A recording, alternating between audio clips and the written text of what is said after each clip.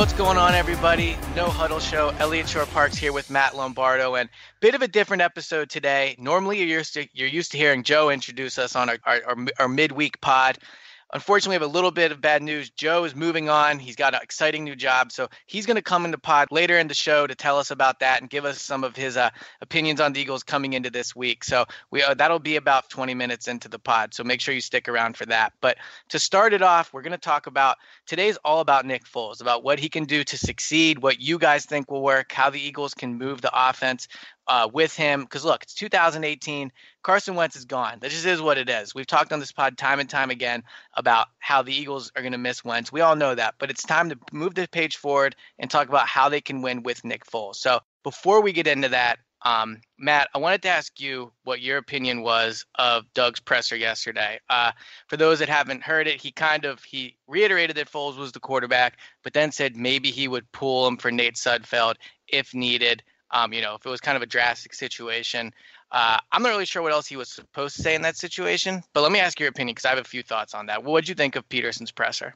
Yeah, I think that the question had to be asked whether or not Nick Foles was the starting quarterback going into the playoffs based on just how poorly he's played since that Giants game. But I wasn't surprised at all to hear that Nick Foles is the Eagles quarterback. And I don't know that I took it as strongly as you did of Doug saying that he would take Nick Foles out and put Nate Sudfeld in if Foles was struggling. I just don't think he slammed the door shut. And I think that those are kind of two different things because I think that Foles is his guy, and I think the Eagles are completely preparing to play with Nick Foles as the quarterback in the postseason. But like you and I touched on the postgame pod, there's probably a line of demarcation in that game where if the offense is really struggling to move the football, if they're 0 for 8 on third down rather in the first half, maybe you consider going to Sudfeld. But I didn't get the sense that that's a scenario that Doug Peterson is actively preparing for. Well, all right. So my thing was, I think whenever Doug steps to the podium, he does it more so than he used to, but he does it with a mission. Something he wants to portray when he gets across there. And I think he was a little taken aback by the fact Foles, that he was even asked if Foles would be the starter. But after that, I thought he just kind of went above and beyond to kind of convince everyone that, yeah, he has confidence in Foles. It was almost to the point where it's like, all right, man, we get it. Like, yeah, like he said during the presser, yes, Foles is his guy. It's not even a question. As he walked off the podium, he said kind of almost unprompted, like, yeah, Foles is my guy, blah, blah, blah, as he walked. And then he apparently texted both Ian Rappaport and Howard Eskin saying, Foles is my guy, end of story. And it's almost kind of like, all right, man, like if he's really your guy, why are you trying so hard? I guess maybe you're trying to convince Foles. I think he was just so taken aback by the suggestion. And I think that, again, based on how poorly Nick Foles played, I think that the questions were justified. But let's just take a step back here. Nate Sudfeld has not started an NFL game. His only NFL experience is for about 2.5 quarters in a meaningless Week 17 game. So I don't think that Doug was actively preparing for Sudfeld to play, and I don't think that he prepared to discuss that prospect on Tuesday. So maybe I'm not reading enough into it. Maybe you're reading too much into it, but the truth lies somewhere in the middle that Foles is the starter, and we're going to have to see how that playoff game plays out. But I'll tell you this, and I think you'd agree with it, that if Foles plays as poorly as he played against the Raiders for 3 quarters and as he did against the Cowboys, I think that Doug Peterson would be doing his team a disservice if at halftime they're down by 10 points and the offense is getting shut out and not moving the ball, if he doesn't consider playing Nate Sudfeld. But I don't think that's something that he's thinking about doing a week and a half out from the playoff game. Yeah, I mean, maybe I am reading too much into it, but I do think that part of maybe what he was trying to do after initially being taken back was to convince Foles that he's the guy.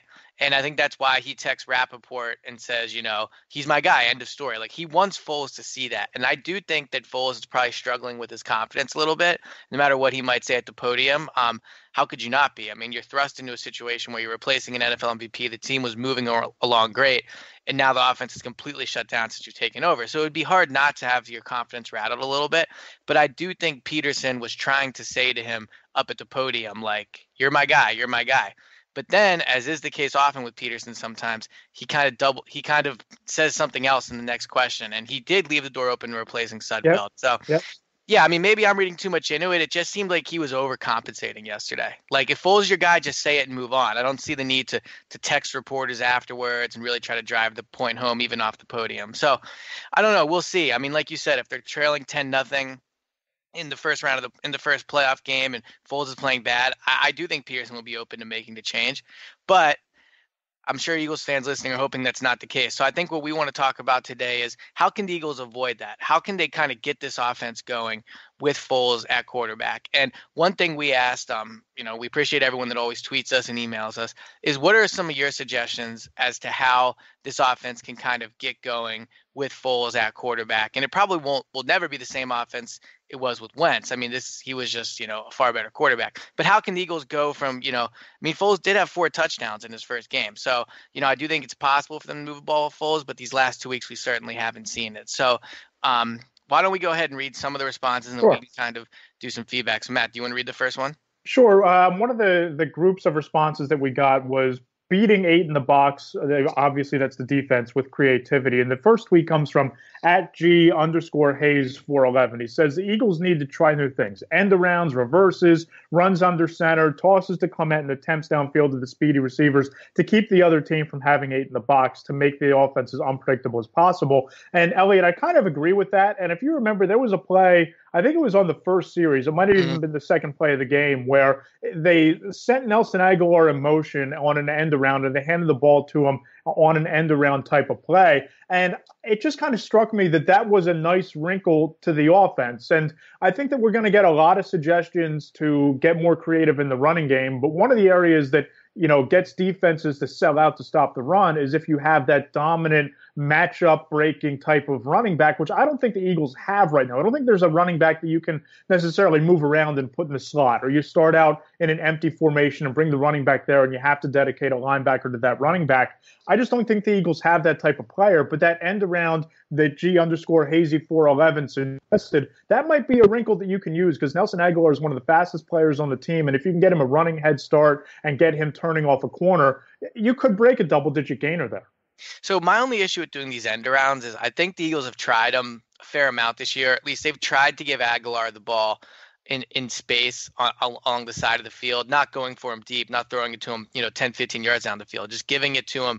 And I mean, he did it a lot in the preseason, a lot in training camp, and they've done it, a few times during the regular season. And it just really has never been successful. I know he was close to breaking that one, but he didn't break it. So I'm not so much of the school of thought of, let's get really creative. Let's do ends arounds, reverses. Like, I don't think you have to do that. But what I do kind of agree with is, and this is in the same vein of the last one, @NR Garrett said, teams are stacking 8 in a box and daring Foles to throw. Doug has to resist the urge and keep running or go 3-step drop with old school Wildcat offense. So I don't know if I agree with the Wildcat offense part, but I do agree that Doug has to kind of resist the urge to try to have Foles win this game. When you look at Foles' career, I'm looking at his game log right now. When he throws the ball a ton, I mean, in his career, his top 6 of the 6 times in his career of where he's thrown the ball the most, and we're talking like 45 times or more, he's 1-5 in those games. So he's just not a quarterback that if you throw the ball a ton, he's going to win the game. Now, I understand you're throwing it mostly because you're down, but he's just not a guy. And then when you look at the times he's thrown it 20 plus times in his career, he has a much better win-loss record. I mean, from 20 times and over, let's see, 1, 2, 3, 4, 5, 6, 7, 8, 9, 10, 11, 10-1 in the games where he's thrown it between 21 and 27 times. So I think Foles is a guy that you want to just have him manage the game. And I think, that's where I agree that, look, this is going to be about the running game. And I think the Eagles have the personnel along the offensive line to run the ball against 8 in the box. I mean, they have a Pro Bowl caliber center. They have a Pro Bowl guard. They have a Pro Bowl tackle. They have, Jay Ajayi, who is a Pro Bowl type talent. LeGarrette Blount has fallen off a little bit, but I still think he can be a good option for this team. So they have the personnel just to simply line up, put Foles under center, and dare the opposing defensive line to stop them. So although I agree to a certain extent, and I see the point of the first reader in terms of, yeah, Doug's got to get creative, I don't really think that's the case. I think that's where you can really hurt yourself asking Foles to do much and change too much going into the playoff game. Yeah, and I think that NR underscore Garrett might have been meaning the West Coast offense, because what he's talking about there is going 3-step drop and 4 or 5 routes. That's more of a West Coast concept, which I do agree that that's kind of what you need to shape this offense as. Get Zach Ertz involved over the middle, little slant and go routes, little shallow crossers over the middle. They need to be more effective on first down and second down, because we've all talked about how abysmal they've been on third down. 1 for 14 against the Raiders, and at one point on Sunday against the Cowboys, they were 0 for 9. A lot of that's set up because of incompletions on first down or runs for 1 or 2 yards on first down and struggling on second down, so you're facing third and long. So there's no question they need to be better on first down. And I think with Nick Foles, like you touched on, Eliot, you can't necessarily have him win the game for you. But what you're going to have to do is you're going to have to, dink and dunk down the field. You're going to have to run shallow crossers. You're going to have to, get the tight end involved on little skinny post patterns. You're going to have to throw swing passes to a running back out of the backfield. Maybe Corey Clement is your best option in space there. And if NR underscore Garrett was referring to the Wildcat, that goes back to my point. I don't think they have the personnel to run the Wildcat effectively. You just look at the college bowl games. I mean, we all talk about Saquon, but you look at the playoff game with Georgia and Sonny Michel and Nick Chubb. They can run the Wildcat because those running backs are just matchup nightmares with speed, elusiveness, strength, explosiveness on their first step. I don't see the Eagles really having a running back who can do that and catch a defense off guard. So I think it comes down to the dink and dunk passing game and some end arounds with Aguilar and getting the ball into the receivers and tight ends' hands in space. Because if a team is selling out to stop the run by putting 8 in the box, as good as the Eagles' offensive line is, and maybe Stefan Wisniewski makes a difference there, if they're putting 8 in the box, that means that somebody is open over the top in the passing game, and it's incumbent on Foles to go and find that guy.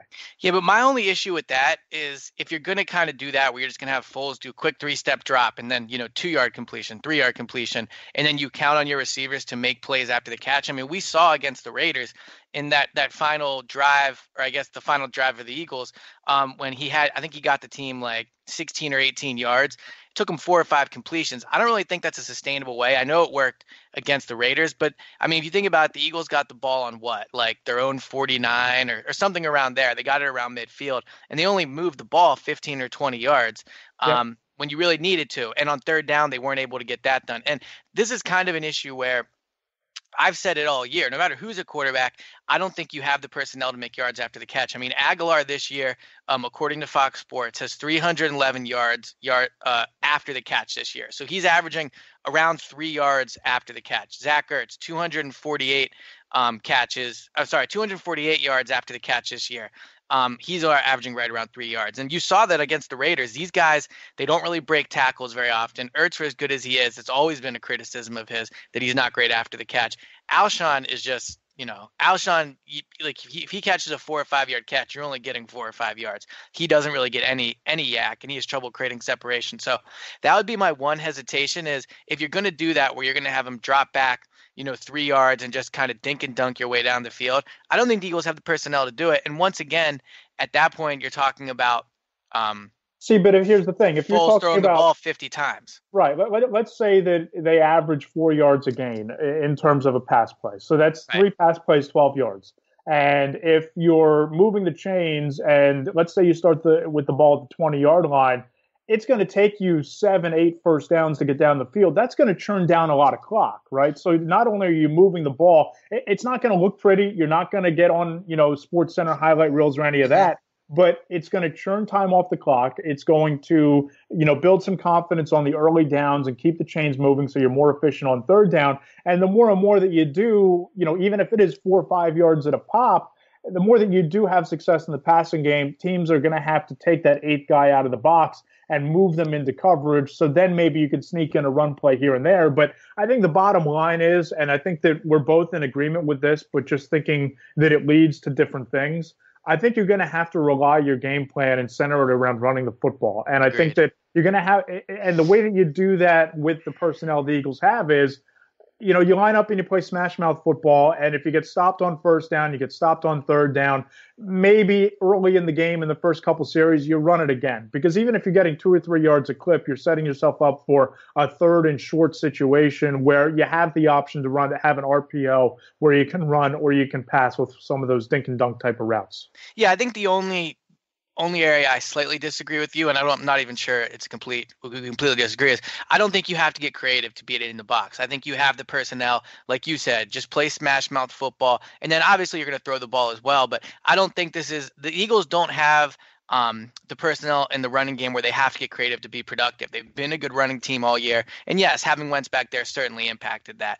But I think that if the Eagles are going to win their first playoff game and maybe a second one, they can't get cute in the running game. They just have to line up, trust their offensive linemen. This is why you got LeGarrette Blount. This is why you got Jay Ajayi. Corey Clement's been a nice surprise. So I think that's the only area I disagree with you a little bit is I think that even if there's 8 in the box and just don't give up on it early if you're Doug. I mean, I understand it's a one game season now, so if it's a third quarter and you're still not able to run it, then yeah, you got to maybe start to rethink things. But I don't think the Eagles have to come out with some type of elaborate, cute game plan. I think they have the personnel to run the ball right away. So let's get into we touched on this a little bit with our last one, but the other kind of group of responses we got in terms of ideas from people were about short, quick passes, which is what we just discussed to a degree, but at HRIV2 says, do not call plays in which Foles has to scramble. Watch Tom Brady film. The dude sees it and delivers it. Foles needs to let it rip from the pocket. So, I mean, yeah, like we appreciate the response, but I think anytime you mention Foles and Brady in the same type of and you're talking about your game plan, I don't think you want to build what you want Foles to do around Brady. Yeah, Tom Brady's probably the greatest quarterback to ever play the game. And I mean, we can even look at Matt Ryan. We can even look at Eli Manning. They get rid of the ball a lot quicker than Nick Foles does. And the Eagles defense struggle with that. Opposing defenses historically will struggle with quarterbacks to get rid of the ball in under 3 seconds. Eliot, you and I have watched Nick Foles a lot dating back to 2013 and now in the 4 games that he's played this year. It's just not his game. He doesn't have that grip it and rip it mentality. And you can think back to, I think it was even the play that Torrey Smith dropped, or it might have been the interception. Alshon Jeffrey was wide open. I mean, he might as well have been standing in center city. He would have walked in for a touchdown, and Nick Foles never looked at him. So to me, the bigger concern with Nick Foles isn't that he's overanalyzing things from the pocket. It's that he's throwing to his first read. And to me, that's a sign of a quarterback who isn't settled back there. I think that he's whether he's seeing ghosts, whether he's still getting adjusted to the speed of the NFL game, having been a backup for the last 2.5 years, whatever the case may be, he seems to be a one read and throw type of quarterback, and that's where you leave potential big plays on the field because you don't see Alshon Jeffrey wide open and you're throwing it to your ball. See, that's to kind of what we started the podcast with, talking about Peterson at the podium. I think that has to do with Foles' confidence to a certain degree because you saw you saw in the Giants game when he got going, I mean, he made some nice throws. And again, I don't think he played as well as everyone else does, but when he had time to sit back there and he was confident, I mean, that Alshon touchdown, which I believe was his first one, so he was still feeling good about himself. He's still feeling confident. He sat back there and really read the whole field. I mean, he probably went through his progressions, at least his full progression, and then he found Alshon who broke off of his route. So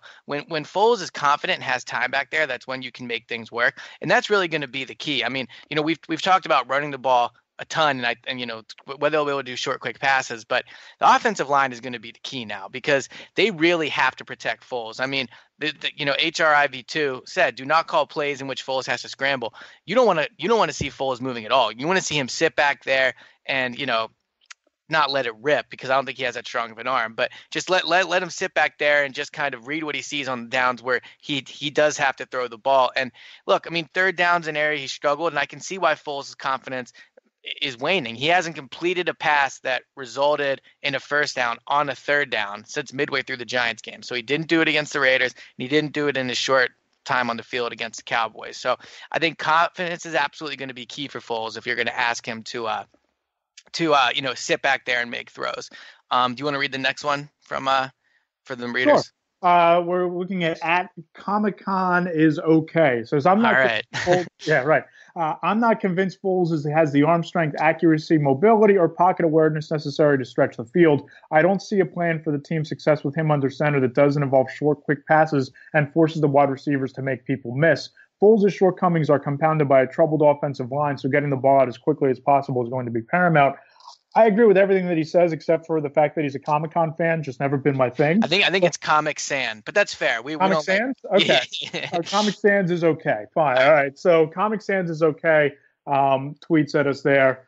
And I kind of agree with him in terms of Foles' arm strength, accuracy, mobility, and pocket awareness. That goes back to, our concerns about him having, one read and throw mentality.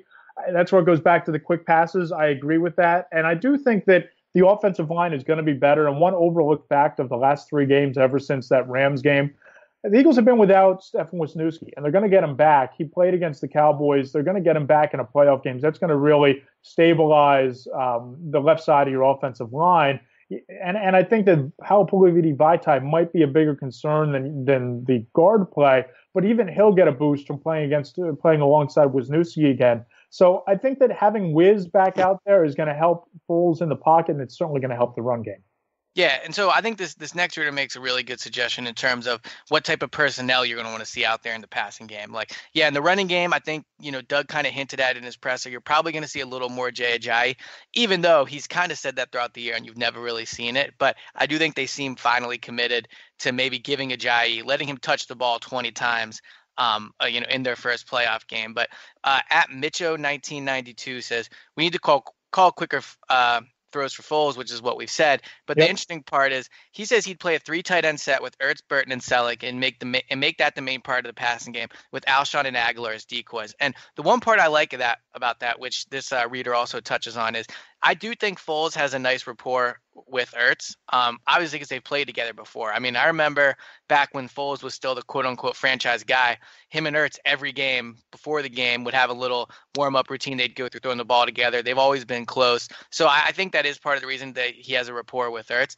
And Burton's a guy, I think that, really, if you talk about all your passing options, I know it's been in a limited role as opposed to an Alshon or a Torrey Smith, but Burton has outperformed, in my opinion, Torrey Smith this year, just in terms of when asked to, whatever his role is going to be for that game, he's really gone and met it.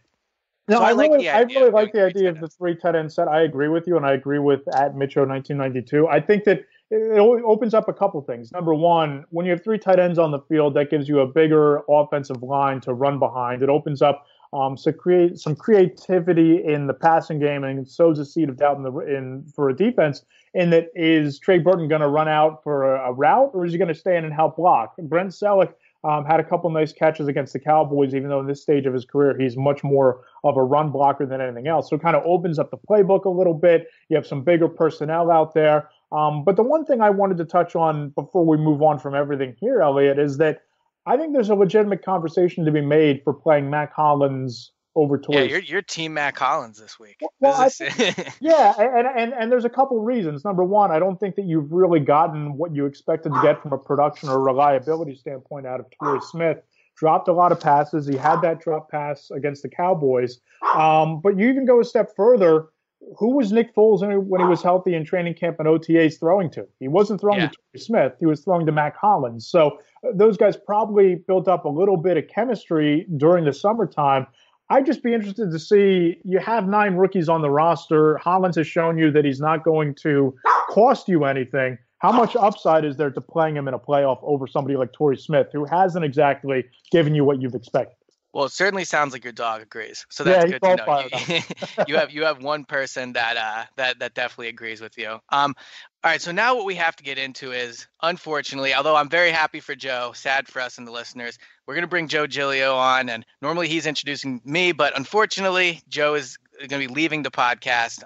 He's got a new exciting job that we're all very happy for him that he got that. But Joe, welcome to your last No Huddle show. This is weird. Yeah. One, it's weird being the last one I'm going to be on. And two, it's weird having you guys welcome me in. But no, I'm glad to be here. And obviously, we got a couple things we got to touch on before I exit here. The Eagles are about to play a playoff game.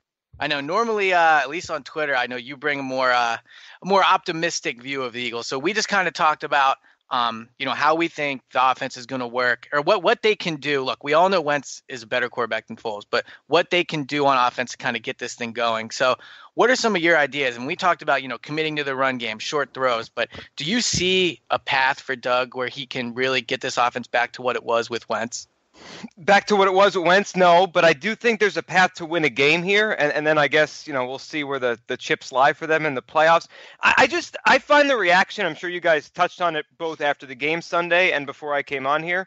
The reaction to Sunday, I just find it amazing because I didn't take anything from the game, good and bad. I'm not going to say, well, the Eagles' defense is the best in the league now, and I'm not going to say Nick Foles is the worst quarterback. I think Nick is what he is, and I think what the three of us said he was 3 weeks ago. He's up, he's down. I could see Nick Foles playing decent in a playoff game and then winning. I could also see him playing awful and they go out in the first game. The one thing I'll say about getting him going for Doug, I think they need someone to make a play for Nick more than Nick needs to make a play, whether it's a screen pass that Ajayi takes or Clement takes for a big play, which almost happened on Sunday before the penalty. I think it was on Kelsey. Or a guy like Aguilar. Could Doug get him into space and then he runs after the catch? Like, remember that play in Seattle where he was wide open, and if Carson hits him in stride right at the beginning of the second half, he probably runs all day. Like one of those plays. Can Doug get one of his playmakers in space, and then Nick just puts the ball on him, and all of a sudden, Nick's stats look good, but he's not really, doing anything special. I think the Eagles just need a play. They need someone to make a play for Nick Foles more than waiting around for Nick Foles to make a play. No, I agree with a lot of that. And I think that we've spent a lot of this podcast talking about Nick Foles, talking about how to reignite the offense. Let's not forget this defense just 3 weeks ago gave up 435 passing yards to Eli Manning and got lit up in the secondary. Jalen Mills didn't play due to an ankle injury against the Cowboys. Sidney Jones, there was a lot of good. There was also, some realization that he's going to go through some growing pains. We're not yet sure whether he's going to play in a playoff game. Where do you think the Eagles defense is? Because as you said, I don't think that we can look at the game against the Cowboys and say that they're the best defense in the league or in the NFC going into the playoffs. But I also think that it's going to be interesting to see this team line up against a quarterback like Drew Brees or a quarterback like Matt Ryan or a quarterback like Cam Newton in a playoff game. And then in an NFC championship situation, maybe Jared Goff or Case Keenum, and especially the Rams with a multifaceted offense. Where are you with this defense right now? And what do you think they need to shore up to be ready to carry this team? Because I think the only way, Joe, that they win a playoff game is with the defense carrying them in the postseason. Yeah, they're going to have to. And here's the thing with the Eagles defense. They're good. They're capable of playing really well at home, as we've seen now really for 2 years. I think, what's the number, like 14 points a game over the last 2 seasons at home. So There's a level I think we expect out of them at home. But I think, the next 2 weeks are going to be interesting because if it's the Saints, that's probably the toughest matchup. But even like you said, Matt, Newton or Ryan, there's going to be an expectation, and the pressure's on the Eagles defense more than it is Nick Foles. If they give up 24 points, the Eagles aren't going to win the game. I mean, that's just probably the way it is. So I don't know, Eliot, what do you think's realistic to ask of this defense? 17, 20 points, and then I think that's kind of best case scenario, 17 points, 17, 20 points. And that's why if I'm the Eagles, I think the Saints are the worst possible matchup, as you kind of just hinted at, because they have both a good offense and a good defense. But I'd rather play a team that struggles to score and just kind of, I think they have to play a team that is going to need to really have a good game to score 17, 20 points, as opposed to a team like, the Rams or the Saints, where a bad day for them is 20 points, because the Eagles offense is going to struggle to score. I'm not as confident in the Eagles defense as other people are.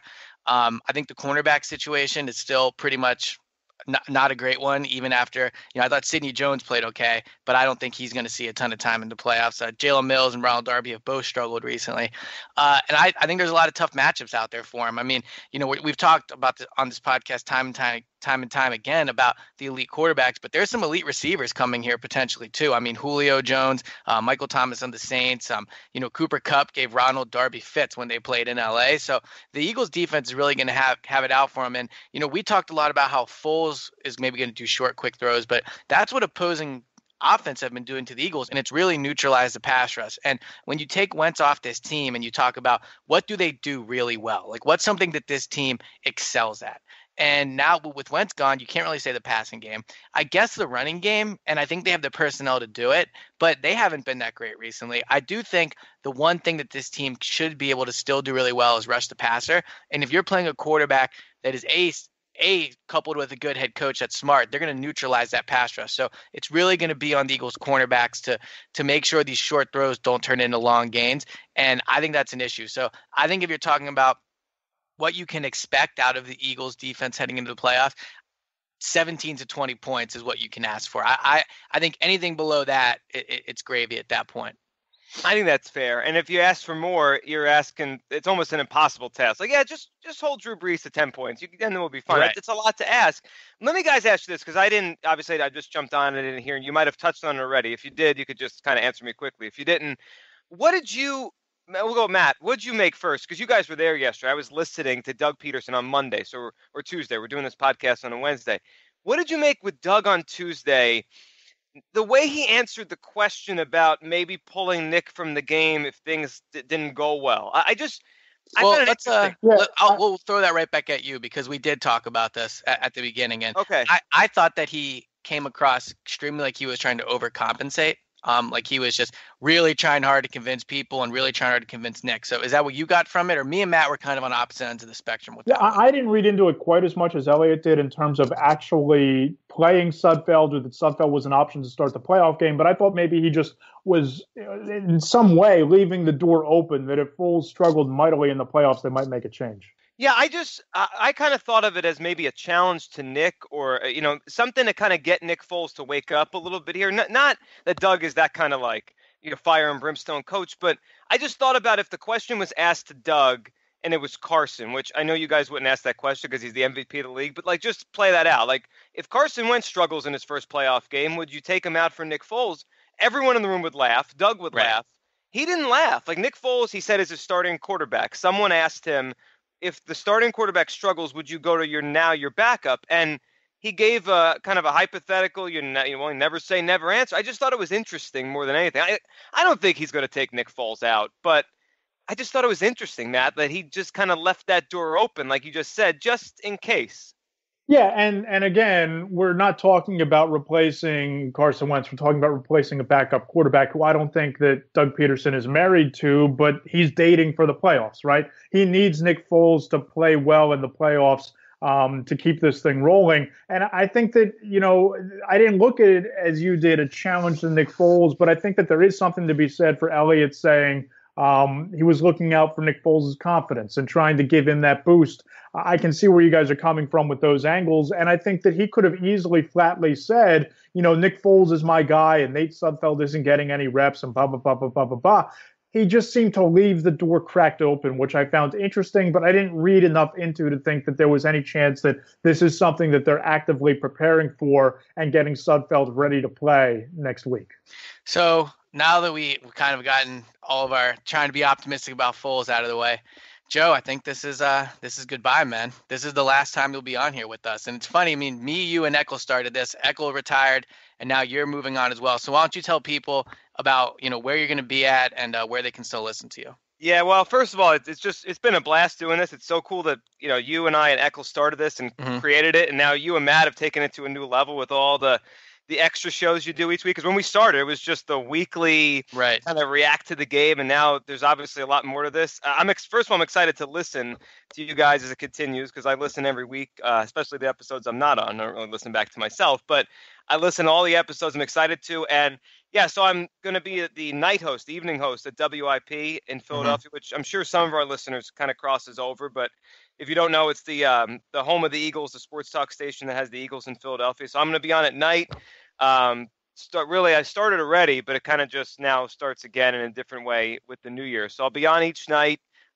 Between now and baseball season, it's just going to be me. And then when the baseball season starts, I'll be on around the Phillies kind of before the game for a pregame, and then after the game, and sometimes even into kind of early in the evening or the morning, late after game. So yeah, I'll be on WIP as the evening host, but This was phenomenal, a blast, guys. man. I'm really happy for you. It's a Thank great you. opportunity, and it's a heritage sports talk station in the country, and certainly a well-deserved opportunity for you. I remember us working together back on ESPN Radio down in South Jersey, and at competing radio stations in Philadelphia while we were colleagues here. And nobody works harder than you do, and I'm happy to see you get this opportunity.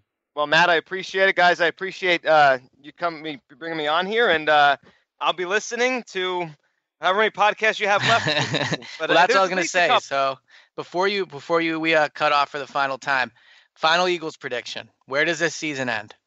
I think they're going to beat the Saints in the divisional round. I think they're going to upset them. I think for the next 2 weeks, I think they're going to be the most picked against number 1 seed ever. I already saw, you might have touched on this, I already saw the opening line, or kind of like the projected line, is Saints -4.5 in Philadelphia, which I get because it's Nick Foles, but it's just like mind-boggling that a road team could be a 4.5-point favorite. I think they're going to beat them. I think they're going to find a way, and then I think the season ends with an NFC title game loss to the Vikings. That's my final prediction here. So the Vikings go on to be the first host team in a Super Bowl. Wow, that'd be wild. That would be wild. If they beat the Saints, we might have to have you back on to let you gloat a little bit, because I'd be pretty surprised by that. But as Matt said, congratulations on the job. And I'm not just saying this. I've always thought you've been one of the most talented radio hosts in the city, even before we knew each other. So I know I'll be listening at night, and we'll miss you, man. Well, I'll miss doing this. I appreciate it, and good luck with the rest of the No Huddle show. I'll be listening. All right, so guys, the show is not ending, even though we're all sad Joe's leaving. We will have a podcast for you. I believe before the weekend. We're going to try to get one in. If not, we'll definitely have one for you right at the beginning of next week, talking about who the Eagles are going to be playing and how the matchups look. See if it is the Saints, maybe it's the Falcons. So we'll talk about that on Monday. And please, send us your tweets. We really enjoyed this today, kind of talking about what the readers think would work. What do you think of the matchups? And we'll make sure we read some of them on the podcast after we find out who the opponent is. So, Matt, I will talk to you on the next podcast. Talk to you on the next podcast, Eliot.